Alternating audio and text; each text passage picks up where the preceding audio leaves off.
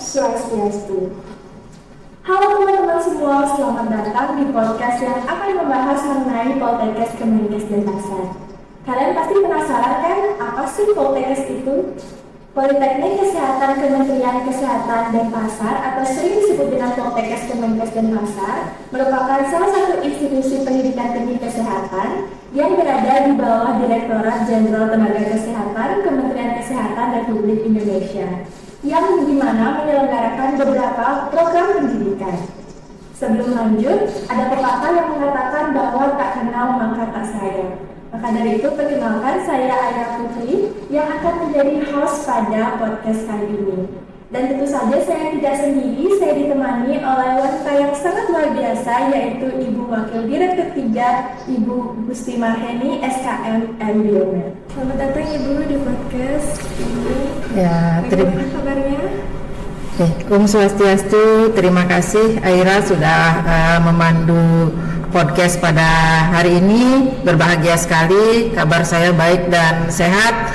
Dan hari ini siap untuk berbagi informasi tentang Poltekkes Kemenkes Denpasar. Baik, Ibu Gusti Marheni sangat siap untuk membagikan materi mengenai Poltekkes Kemenkes Denpasar. Mungkin kita dimulai dari pertanyaan yang sering sekali orang tanyakan, yaitu berapa sih sebenarnya ada jurusan yang ada di Poltekkes Kemenkes Denpasar, Ibu? Terima kasih. Mungkin saya mulai dari siapa kami, gitu ya. Siapa kami? Seperti tadi disampaikan oleh host kita yang luar biasa ini, Aira, bahwa kami adalah satu-satunya institusi pendidikan kesehatan milik pemerintah. Dalam hal ini adalah Kementerian Kesehatan yang menaungi kami di bawah Direktorat Jenderal Tenaga Kesehatan Republik Indonesia. Jadi kami Poltekkes Denpasar merupakan salah satu Poltekkes yang ada di Indonesia, di mana selama ini kita di Indonesia ada 38 Poltekkes, salah satunya adalah kami yang ada di Provinsi Bali. Kami memiliki 6 jurusan dengan 13 prodi. Kemudian kami ada di 4 tempat, yaitu tempat yang kita sebut kampus A, B, C, dan D. Kampus A ada di Jalan Sanitasi, kampus B ada di Pulau Moyo, kampus C ada di Jalan Raya Puputan Renon, dan kampus D ada di Jalan Gemitir. Kemudian tentang prodi atau jurusan yang kami miliki, jadi yang pertama kita mulai dari direktorat di sanitasi. Di Jalan Sanitasi ini ada di kampus A, ada jurusan kesehatan lingkungan dengan 2 prodinya, yaitu ST Kesling dan sanitasi, kemudian D3 sanitasi. Kemudian jurusan berikutnya adalah di jurusan teknologi laboratorium medik yang memiliki 2 prodi juga, yaitu D3 TLM dan sarjana terapan TLM. Kemudian di kampus B kami memiliki 2 jurusan juga, yaitu jurusan kesehatan gigi dengan 1 prodi yaitu D3 kesehatan gigi. Kemudian jurusan keperawatan dengan 3 prodi yaitu D3 keperawatan, TR keperawatan, dan profesi nurse. Kemudian di kampus C kami di Jalan Raya Puputan di Renon kami memiliki 1 jurusan yaitu jurusan kebidanan dengan 3 prodi juga, D3 kebidanan, kemudian STR kebidanan, dan profesi bidan. Kemudian di kampus D yang terakhir, yang terjauh tapi masih dalam kondisi yang sangat-sangat terjangkau, yaitu di Jalan Gemitir, kami memiliki 1 jurusan yaitu jurusan gizi dengan 2 prodi yaitu D3 gizi dan sarjana terapan gizi dan dietetika, seperti itu. Kemudian kita lanjutkan, Aira, informasinya. Kami lanjutkan informasinya. Kami memiliki beberapa fasilitas yang kita bisa manfaatkan bersama, terutama fasilitas yang bersifat umum yang bisa kami pakai bersama-sama dan lumayan juga sudah dimanfaatkan oleh institusi lain, yaitu di Jalan Pulau Moyo kami punya perpustakaan terpadu, kami punya laboratorium terpadu, kami juga memiliki OSC terpadu yang kita gunakan secara bersama-sama. Kemudian juga kami memiliki CBT yang bisa juga dipakai bersama-sama, dan yang terakhir yang baru tahun ini kita resmikan adalah kami memiliki klinik Pratama. Seperti itu, Aira, yang bisa saya sampaikan. Informasi yang sangat lengkap sekali dari ibunya, dari semua fasilitas dan juga jurusan-jurusan ini pasti pasti banyak sekali yang ingin tahu mengenai biaya. Bagaimana ini tersebut biaya dari di kampus Poltekkes ini? Oke, kalau dari sisi biaya, karena kami kembali saya sampaikan bahwa kami adalah institusi pemerintah yang di bawah Kementerian Kesehatan, jadi tentu tidak semua item pembiayaan ditanggung oleh mahasiswa. Jadi kami masih ditanggung sebagian oleh pemerintah dan sebagian dari partisipasi dari mahasiswa yang kami didik. Jadi untuk biaya kuliah yang kita sebut dengan uang kuliah tunggal atau UKT itu bervariasi antara 4,5 juta sampai 9 juta, bervariasi sesuai dengan prodi. Kenapa bervariasi? Saya ingin jelaskan juga Aira, bahwa bervariasi itu karena setiap jurusan atau setiap prodi memiliki programnya masing-masing dan program itu tentu membutuhkan biaya untuk membiayai kegiatannya yang kembali saya sampaikan sebagian besar juga masih dibiayai oleh pemerintah dan sebagian dari partisipasi mahasiswa. Kemudian dari UKT itu juga kita gunakan untuk pembiayaan lahan yang jelas untuk operasional pembelajaran mahasiswa. Dan juga kami memiliki program-program beasiswa baik dari pemerintah maupun dari pihak ketiga yang tidak mengikat. Contohnya misalnya dari penerbitan buku, kemudian dari Pemda dan juga dari pihak-pihak lain yang tidak mengikat. Jadi di samping itu kami juga punya program membiayai beasiswa dari keluarga yang tidak mampu secara ekonomi, dan itu yang kita gunakan sebagai salah satu program unggulan bagaimana anak-anak adik-adik yang dari keluarga tidak mampu masih memiliki kesempatan untuk belajar dan kuliah di Poltekkes Kemenkes Denpasar. Seperti itu.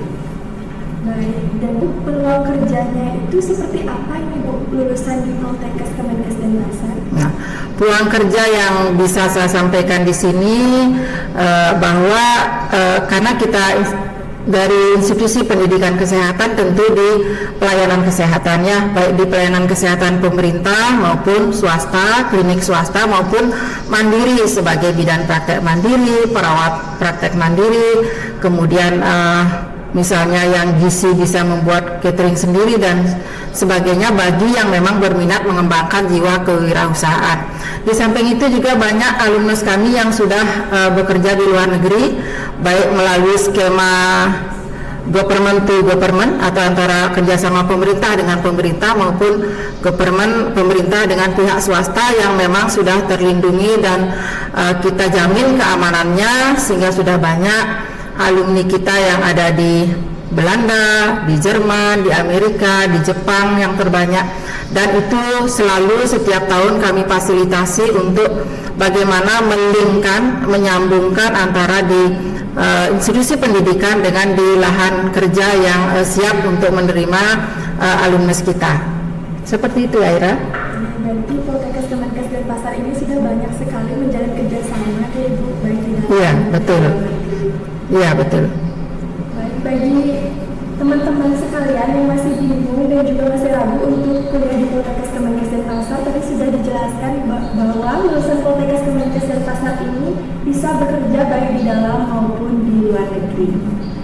Mari kita lanjutkan Ibu pembahasannya. Silakan. Bagaimana sih cara untuk menjadi mahasiswa di Poltekkes Kemenkes Denpasar ini? Saya jelaskan untuk bagaimana cara bisa menjadi mahasiswa di Poltekkes Kemenkes Denpasar. Ada beberapa jalur atau beberapa skema yang kami tawarkan. Untuk yang pertama adalah penerimaan melalui jalur PMDP. Jadi itu melalui jalur undangan kalau orang lain bilang, atau PMDK atau apapun disebut di luar sana. Jadi itu melalui prestasi-prestasi yang bisa kami akui, kami rekognisi untuk diakui sebagai prestasi yang bisa membanggakan. Jadi itu dari jalur undangan atau paling awal kita jalur undangan. Berikutnya di jalur PMDP ini juga kami melakukan penerimaan mahasiswa baru dari jalur keluarga tidak mampu secara ekonomi. Itu yang saya sampaikan tadi, memfasilitasi teman-teman, anak-anak yang memang ingin belajar, melanjutkan pendidikan, tetapi secara ekonomi tidak ditopang oleh finansial dari keluarga. Jadi untuk PMDP ada yang jalur PMDP murni, dan jalur PMDP dari keluarga tidak mampu, tapi tetap kita lihat prestasinya apa. Walaupun tidak mampu secara ekonomi, prestasinya bagus, kami akan berikan beasiswa dari keluarga tidak mampu. Kemudian yang berikutnya ada jalur penerimaan mahasiswa baru secara bersama. Kita di bawah Kementerian Kesehatan, seperti saya sampaikan tadi, 38 Poltekkes Indonesia akan melakukan seleksi secara bersama-sama yang terpusat difasilitasi oleh Dirjen Nakes. Jadi semua itu dilakukan bersamaan di seluruh Poltekkes se-Indonesia. Yang berikutnya kita juga melakukan rekrutmen mahasiswa melalui jalur sistem penerimaan mahasiswa secara mandiri atau kita sebut SIMAMI. Jadi ini berlaku secara lokal di Poltekkes masing-masing sesuai dengan kebijakan atau kebutuhan daerah masing-masing. Jadi di sini kita masing-masing Poltekkes bebas menentukan sistem mandiri ini seperti apa, kemudian tetap aturan main atau regulasi yang memayungi tetap sama dengan SIMAMA, termasuk juga soal nanti yang akan digunakan untuk tes SIMAMI sama. Kemudian yang berikutnya ada yang memfasilitasi teman-teman kita semua nakes yang sudah bekerja untuk meningkatkan keilmuannya melalui jalur RPL atau Rekognisi Pembelajaran Lampau, dan itu kita lakukan juga untuk semua prodi yang memiliki atau ada prodi sarjana terapannya, dari yang sudah D3 bidan, D3 perawat, D3 kesling, D3 gizi, kita fasilitasi untuk melalui jalur RPL untuk meningkatkan ke sarjana terapan. Itu yang kita lakukan untuk saat ini, dan berikutnya kita akan lakukan juga untuk STR di TLM, Teknologi Laboratorium Medis. Seperti itu. Jadi ada 4 jalur yang kita terima dan kita lakukan, dan saat ini kita sudah ada di proses SIMAMI, penerimaan secara mandiri yang sedang berlangsung dan akan kami segera close di akhir bulan ini. Jadi proses penerimaan SIMAMI ini masih berlangsung ya Ibu? Iya, masih berlangsung selama lebih kurang 1 minggu. Pasti banyak sekali yang bertanya apakah SIMAMI ini memiliki kriteria khusus untuk pendaftarannya Ibu? Untuk kriteria khusus saya kira tidak ada yang sangat signifikan berbeda, cuman dari sisi biaya pendaftaran yang berbeda untuk program selanjutnya yang akan ditempuh, termasuk juga UKT yang saya sebutkan tadi, uang kuliah tunggal, sama dengan jalur-jalur yang lain yang sudah sebelumnya kami lakukan. Hanya memang uang pendaftaran untuk pendaftaran awal dan juga proses masuknya memang paling terakhir. Jadi kalau kita punya namanya proporsi dari masing-masing jalur yang kami terima, jadi untuk PMDP 20%, kemudian SIMAMA 50%, mandiri sisanya dari itu. Jadi masih kita sisakan kuota untuk teman-teman atau adik-adik yang memang belum berkesempatan ikut di jalur pertama dan kedua, seperti itu. Nah, tadi kan Ibu juga sudah menjelaskan bahwa SIMAMI ini merupakan tahap terakhir. Pasti teman-teman di rumah juga bertanya-tanya apakah ada perbedaan seperti program studi ataupun perbedaan mata kuliah dari SIMAMI ini dengan jalur-jalur lainnya Ibu? Seperti tadi saya sudah sampaikan, tidak ada perbedaan sama sekali, semuanya sama, UKT-nya sama, akan masuk di kelas yang sama dengan perlakuan yang sama. Hanya memang uang pendaftaran untuk seleksi SIMAMI ini yang memang berbeda dengan PMDP. Kemudian untuk yang SIMAMI khusus untuk di STR keperawatan, karena kita membuka kelas internasional, itu tentu perlakuannya berbeda, kelasnya berbeda, dosennya juga berbeda, dan pembelajaran nanti akan dilakukan secara bilingual, lebih banyak bahasa Inggrisnya, karena kita mempunyai kelas internasional memang di jurusan keperawatan. Seperti itu. Baik, terima kasih Ibu, sekiranya sudah menjawab pertanyaan pertanyaan dari teman-teman semua di rumah. Bagi teman-teman yang ingin mendaftar di Poltekkes Kemenkes Denpasar, tidak usah ragu lagi karena jalur mandiri ini tidak ada bedanya dengan jalur-jalur lainnya. Saya berterima kasih sekali kepada Ibu sudah menyempatkan waktu datang ke podcast hari ini. Apakah Ibu ada yang ingin disampaikan dengan teman-teman yang menonton saat ini? Oke, terima kasih Aira, waktu diberikan mungkin closing statement dari saya ya, bahwa kita Poltekkes Denpasar masih menunggu teman-teman, adik-adik, anak-anak semua yang ingin menjadi tenaga kesehatan. Ayo bergabung di Poltekkes Kemenkes Denpasar. Kami tunggu sampai akhir bulan ini. Dan mudah-mudahan memang adik-adik semuanya yang berminat bisa kami seleksi dan bisa bergabung bersama-sama kami untuk menjadi tenaga kesehatan yang profesional. Semangat untuk kita semua, sukses untuk kita semua bersama Poltekkes Kemenkes Denpasar. Baik, terima kasih Ibu. Saya juga tidak lupa mengucapkan terima kasih kepada teman-teman semua yang telah menonton podcast hari ini. Jangan lupa untuk mendaftar Simami Poltekkes Kemenkes Denpasar. Saya Aira Putri selaku host yang pada podcast kali ini saya tutup dengan Parama Santi. Om Santi Santi Santi Om.